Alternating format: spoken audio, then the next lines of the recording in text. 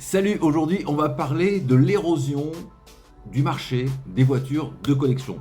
Quand il n'y a plus de nostalgie, eh bien il n'y a plus de marché tout simplement, je t'explique tout ça. Alors il y a 20 ans par exemple, une Simca à ronde faisait encore tourner les têtes, tu vois, c'était une voiture qu'on regardait un petit peu sur le bord de la route, voilà, on la regardait, c'était sympa, etc. Aujourd'hui, elle va souvent rester au garage, et parce que elle va pas trouver preneur en fait. C'est pas la voiture qui a changé, c'est pas qu'elle est moins belle ou qu'elle est plus à la mode, c'est le regard qu'on porte sur elle. Le marché des voitures anciennes, c'est d'abord une affaire de nostalgie, de mémoire. Et les mémoires, eh bien, elles s'effacent les unes après les autres, tout simplement pour une question de génération. Donc pendant longtemps, ces voitures, elles ont eu une valeur affective qui est importante parce qu'elles racontent la jeunesse des acheteurs. Mais quand les acheteurs disparaissent, quand la génération disparaît parce que tout simplement elle arrive à 80, 90, etc. et que malheureusement l'être humain ne vit pas à 150 ans, tu vois. Donc à un moment donné, il y a des générations entières qui disparaissent et donc avec elles, la nostalgie des voitures de cette époque et donc le marché qui s'effondre tout simplement. C'est normal, il n'y a pas de demande. C'est-à-dire qu'en fait, il y a encore une fois 20 ou 30 ans, tu avais des gens qui disaient bon ok, je veux récupérer une voiture, une 4 chevaux, une Aronde, voilà, des voitures comme ça qui sont la voiture de mon père, la voiture avec laquelle je suis parti en vacances, etc., etc. Il y avait une demande, il y avait de la nostalgie, il y avait du budget et donc les voitures commençaient à choper de la cote. Et puis aujourd'hui, cette demande, elle se raréfie. Donc quand tu veux vendre une 4 chevaux, par exemple, aujourd'hui sur le marché, ça vaut entre 8 et 10 000 euros si vraiment elle est exceptionnelle. Et ça vaut pas plus, et ça vaudra peut-être jamais plus, à moins qu'on attende encore 30 ans ou 40 ans ou 50 ans, tu vois, où la 4 chevaux sera vraiment une curiosité de musée. Donc là, on pourra peut-être dire, bon, ça vaut 15 000 ou 20 000, voilà, pour certains acheteurs très particuliers. Mais sinon, la demande, elle aura complètement disparu. Cette voiture ne parlera plus à personne.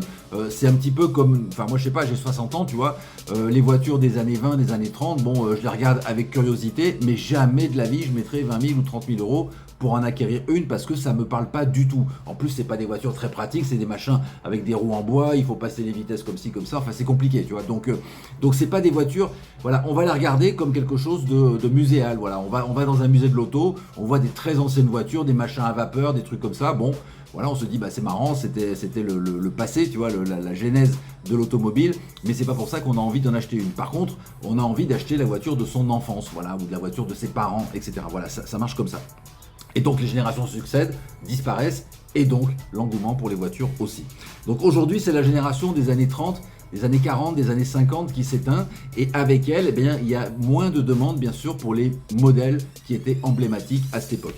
Donc la voiture, enfin les voitures, suivent la courbe, si tu veux, des vies humaines, tout simplement. Il y a une génération qui tombe amoureuse, qui transmet, qui disparaît, puis le marché suit la trajectoire de cette disparition. Donc aujourd'hui, encore une fois, une 4 chevaux, une Peugeot 203, une Simca à ronde, même si elles sont très belles, même si elles sont parfaitement restaurées, eh bien tu vas les trouver à des prix qui sont tout à fait ridicules, entre 8, 6 000, 8 000, 9 000, 10 000 euros. Pourquoi ? Parce que personne ne rêve plus de ces modèles, ou alors très peu de gens. Il y en a encore, bien entendu, puisque les voitures continuent à se vendre, bien entendu, mais elles se vendent à ce prix-là. Et chaque année, il y a de plus en plus de gens qui disparaissent, donc il y a de moins en moins de demandes, donc la voiture perd de l'intérêt, tout simplement.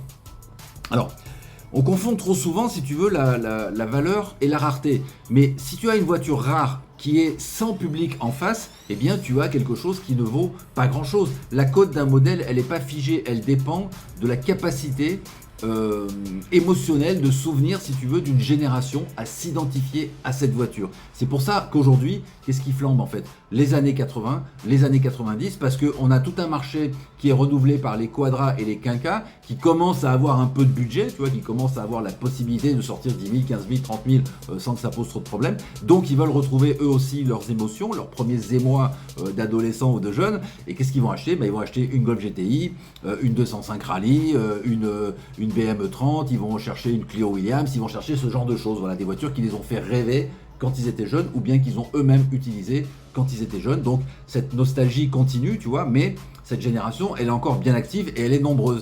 Et évidemment, dans 20 ans, elle va commencer à disparaître et donc l'intérêt pour ces modèles disparaîtra lui aussi, bien entendu. Il ne s'agit pas de pessimisme ou de cynisme, tu vois, il s'agit de lucidité. Le marché des anciennes, il n'est pas mort du tout, mais il se transforme. il glisse en ce moment vers les Youngtimers, vers les véhicules qui parlent à une nouvelle vague de passionnés qui sont plus jeunes tout simplement et qui eux ont des souvenirs avec des voitures complètement différentes des années 50, 60, etc. Donc en ce moment les années 50, je te le dis franchement, c'est mort. On va commencer à avoir des difficultés sur les années 60, puis après ce sera 70, 80, etc. Et puis ça va suivre son cours. Donc c'est ça un petit peu le problème, c'est pas l'âge qui fait la collection malheureusement, c'est l'attachement des gens à une voiture, à un modèle. Et bien quand il n'y a plus de gens pour s'attacher à ce modèle, évidemment il n'y a plus d'attachement, donc il n'y a plus de marché tout simplement. Donc faut le savoir, c'est tout. Je ne sais pas ce que tu en penses. Dis-moi dans quelle catégorie tu es. Est-ce que tu es dans la génération de ceux qui disparaissent? Est-ce que tu es dans la génération des nouveaux?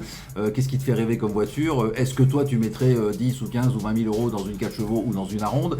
Est-ce que voilà, quel est ton avis sur la question? J'ai hâte de voir ça. A plus, ciao.